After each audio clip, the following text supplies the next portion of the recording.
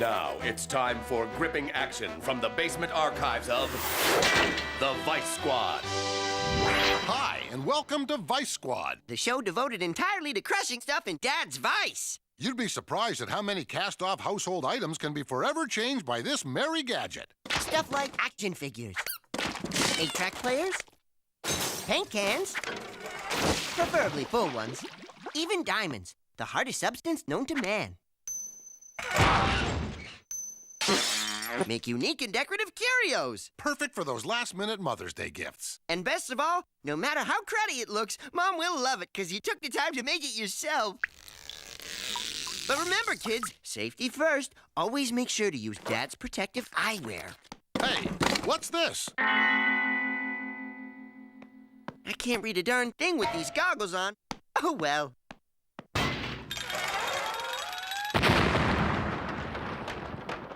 Oh, are you okay, little pal? I'm wearing Dad's goggles, aren't I? On second thought, don't try this at home, kids. Leave it to professional boneheads. That's all for now, kids. See you next time. Call an ambulance.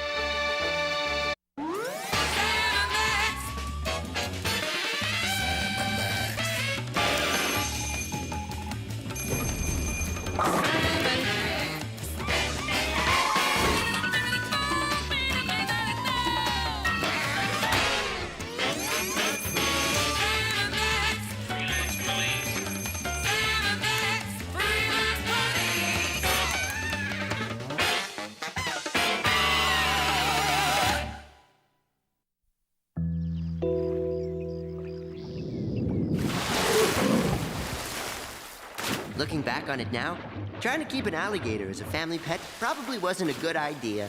Even something as simple as washing for dinner became a big production. He just wasn't acting like his old self. Not like when he was just a guppy, anyway. Yeah, I'll never forget the first time we laid eyes on the little guy. We were doing a little light housekeeping down in the sub-basement of Solitude when after a mishap or two at the work vac, Max accidentally sucked something out of the porcelain hobby horse. Looky there, Sam! We caught us a life form! It appears to have all the characteristic markings of a neonatal alligator. He's fine, he is. Hello, Dale, little fella. Oh, hello, hello. Since when do you do Elmer Fudd? Look, Sam, he's about to wrestle open his translucent peepers. Then it's high time I told you about imprinting, Max. You see, the very first experiences of any newborn thingy go a long way to determining who that creature will bond with and trust.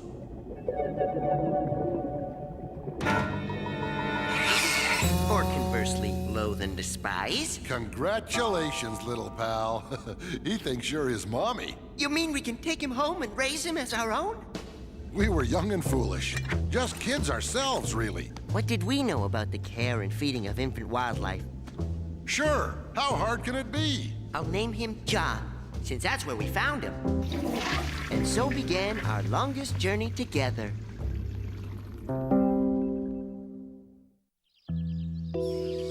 Sam, can you give me a hand in here? It's time for another diaper change. Boy, I don't know what we'd do without these things. Me neither.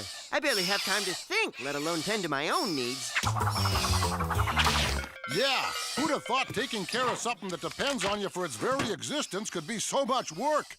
He hasn't stopped bawling or spewing or having happy little accidents since we got home. I wonder what's vexing him so. What's the matter, little fella? Are you bored? Are you sleepy? Are you sensing my desire to turn you into a quiet little handbag? Max. Sorry. I think he's hungry. He hasn't eaten a thing, and I've tried everything. Have you tried the spaghetti carbonara? I'm dying.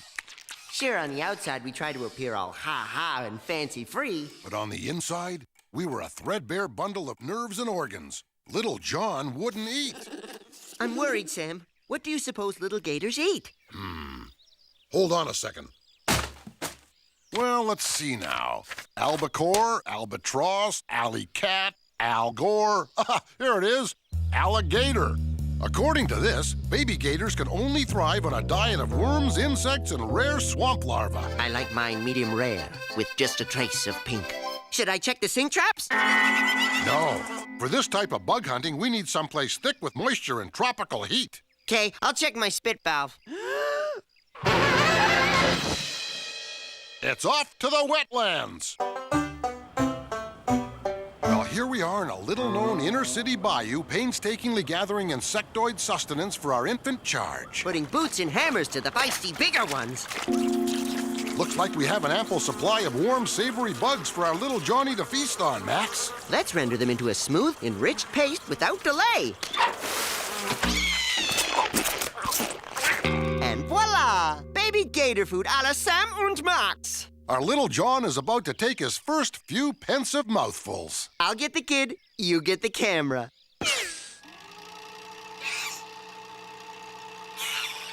Hey, he's still not eating. What gives? Maybe it's too hot.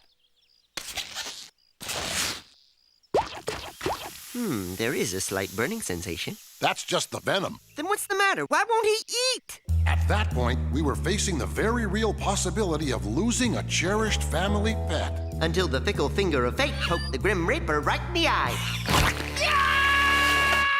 Yow! That's it, Max. That's the answer. He'll only eat things off your finger. Like the first 3 layers of skin. Isn't it precious? He's still operating under the false assumption that you're his own fierce, leathery mommy. Must be your teeth. This feels right, Sam. I think I'm experiencing the heady bond that can only come from motherhood. Or loss of blood. Look at him go. At this rate, he'll be onto solid foods in no time. Good. All this arm hair and muscle tissue can't be good for him.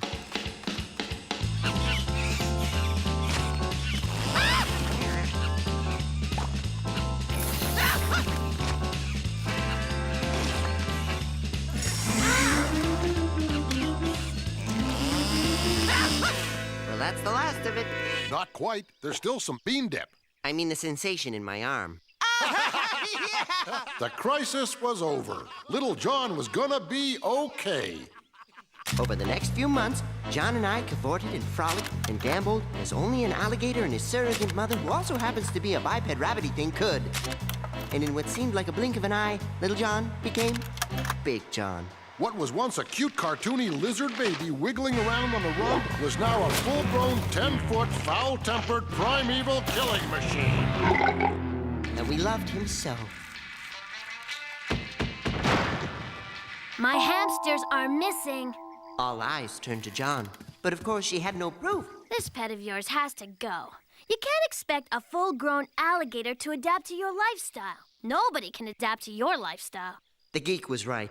Soon after we started noticing a difference in John, he started acting distant, uncommunicative, depressed, He'd taken to sleeping with his ear to the toilet. and acting fiercely protective of an old pair of alligator brogues. We were very concerned. That's why we've come to you, Doctor. Can you shed some light on what the problem might be? He's an alligator. You can't keep a vicious animal in the city. There are laws. I see. And your professional recommendation? Get rid of him!